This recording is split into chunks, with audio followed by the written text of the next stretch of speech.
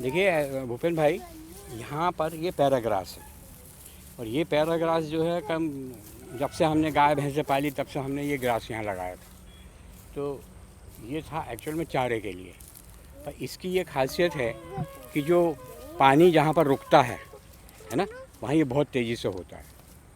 और अब चूँकि हमारे पास गाय भैंस नहीं है, अब बकरियाँ ही हैं, तो हमारे को बहुत अधिक इसकी ज़्यादा ज़रूरत नहीं है। पर ये इतने ज़मीन में जो फैला हुआ है, इसके लिए ये उपाय बताया जा रहा था कि भाई इसको मारना पड़ेगा, आपको खोद के निकालना पड़ेगा, या कोई आपको वीड किलर लाना पड़ेगा, उससे आप इसको मतलब मारें, ये करो वो करो, ऐसा बताया गया। पर हमने क्या किया, इसमें ये सिर से ऊपर था। इस समय हमको बहुत अधिक इसमें हमें फसल लगाने के लिए इसको या तो हम काटते या इसको मोड़।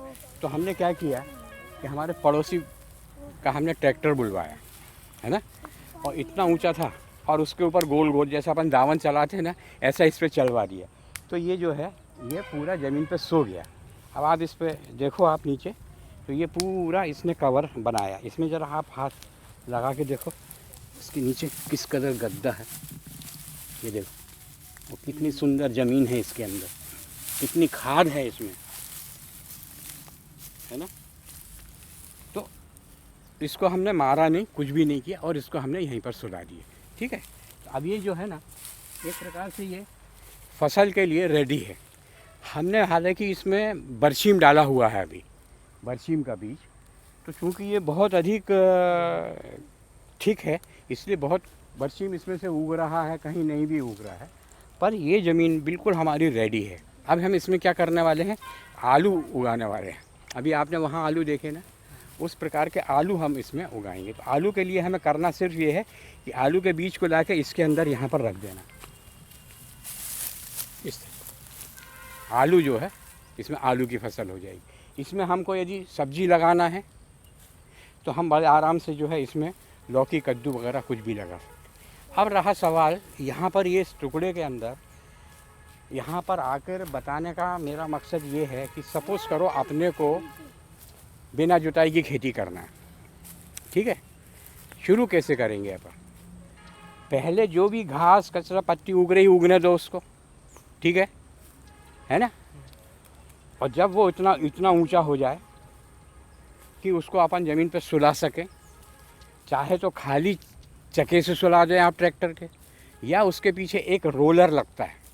मैं आपको वो रोलर की फ़ोटो बताऊंगा, उसको क्रिम्पर रोलर बोलते हैं, छोटा सा वो लग जाता है, वो ट्रैक्टर के साथ घूमेगा तो वो सारे कचरे को वो सुला सकता है। उसमें सीधे बीज आप फेंक सकते हैं, या जो है हम क्या करते हैं कि यदि कुछ बीजों को मिट्टी की गोली में बंद करते हैं, वो भी एक सिंपल मेथड है, वो भी हम आपको बताएंगे कि आप चाहें तो 50 एकड़ में आप जो है कि गोलियां बना सकते हो, मिट्टी की गोलियां बना के आप उस कचरे में फेंक दो। भाई बरसात हुई, कचरा उगा, ऊपर आ गया, उसके बाद आपने उसमें गोलियां फेंक दी, ठीक है, या सीधा बीज फेंक दिया, और उसको जो है ट्रैक्टर घुमा दो आप उसके ऊपर, और रोलर घुमा दो, और वो ऊपर से कवर कर लेगा। वो जो चीज़ अपन ने बीज डाला वो उग के बाहर निकल जाएगा। ये मेथड बड़े आसानी से इसमें की जा सकती है। दूसरी बात हमने ये बताया, देखा है कि इसी धान जो है, धान के लिए भी ये गोली से खेती हो जाती है। उसमें कोई मतलब धान के लिए गड्ढा बनाना, उसमें जो है कीचड़ मचाना, और उसमें रोपा लगाने की भी ज़रूरत नहीं है। आप इस तरीके से सोयाबीन भी बो सकते हो, और इसमें धान भी बो सकते हो, और आप चाहो तो तुअर, सोयाबीन, धान एक साथ बो सकते हो, मूंग उड़द भी उसमें आप लगा सकते हो, सारी चीज़। और आपका जो खर्चा है किसान का, हर हालत में किसान का खर्च जो है 70 से 80% कम हो जाएगा। तो लागत यदि हम कम कर लेते हैं तो हमारा मुनाफा तो सीधा बढ़ जाता है। अभी हम मार कहाँ खा रहे हैं, खर्चे में, इन्वेस्टमेंट बहुत ज़्यादा, और ऊपर से हमारा ज़मीन का नुकसान भी हो रहा है। तो ये मेथड जो है ना, इसको क्रिम्पिंग कहते हैं, ज़मीन पे सुलाने वाली। खरपतवार को आप ज़मीन में सुला दो, इसमें काटने की भी ज़रूरत नहीं। इसमें क्या होता है कि जो खरपतवार है उसके नीचे जो असंख्य जीव जंतु, कीड़े मकोड़े हैं, वो जीवित रहते हैं, वो अपना काम कर ही रहे हैं। हाँ, जीवाश्म जो सब इसमें कर ही रहे हैं, वो काम तो इसमें जारी है। ये है, इस खेती का नाम है नो टिल ऑर्गेनिक फार्मिंग, जो अमेरिका में बहुत ज़्यादा फेमस हुई है।